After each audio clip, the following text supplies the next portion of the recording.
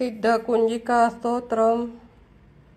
शिव उवाच शृणु देवी प्रवक्ष्यामि कुञ्जिकास्तोत्रमुत्तमं येन मन्त्रप्रभावेण चण्डीजापः शुभो भवेत्। न कवचं नार्गलास्तोत्रं कीलकं न रहस्यकं न सूक्तं नापि ध्यानं च न्यासो न च अर्वार्चनं। कुञ्जिकापाठमात्रेण दुर्गापाठफलं लभेत्। अतिगुह्यतरं देवी देवानामपि दुर्लभं।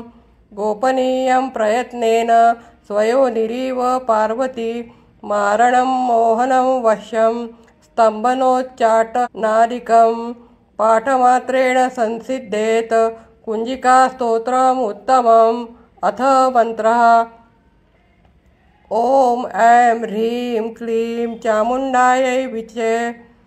ॐ ग्लौं हूं क्लीं जूं स ज्वालय ज्वालय ज्वल ज्वल प्रज्वल प्रज्वल।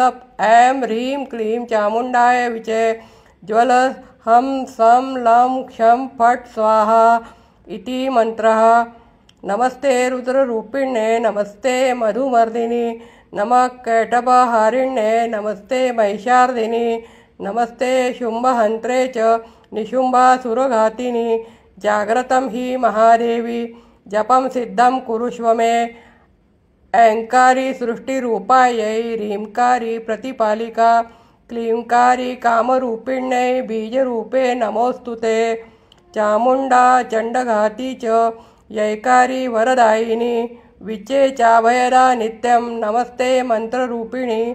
धां धीं धूं दुर्जटे पत्नी वां वीं वूं वागरीश्वरी क्रां क्रीं क्रूं कालिका देवी शां शीं शूं मे शुभं कुरु। हुं हुं हुंकाररूपिणे जं जं जं जम्भनादिनि भ्रां भ्रीं भ्रूं भैरवी भद्रे भवान्ये ते नमो नमः। अं कं चं टं तं पं यं शं वीं धूं ऐं वीं हं क्षं धिजाग्रं धिजाग्रं त्रोटयत् त्रोटयत् दीप्तं कुरु कुरु स्वाहा। पां पीं पूं पार्वती पूर्णा खां खीं खूं खेचरी तथा सां सीं सूं सप्तशती देव्या मन्त्रसिद्धिं कुरुष्व मे। इदं तु कुञ्जिकास्तोत्रं मन्त्रजागर्ति हेतवे अभक्तेनैव दातव्यं गोपितं रक्ष पार्वती। यस्तु कुञ्जिकया देवी हीनां सप्तशतीं पठेत् न तस्य जायते सिद्धिररण्ये रोदनं यथा इति श्री रुद्रयामले गौरीतन्त्रे शिवपार्वती संवादे कुञ्जिकास्तोत्र सम्पूर्णम्। ॐ तत्सत्।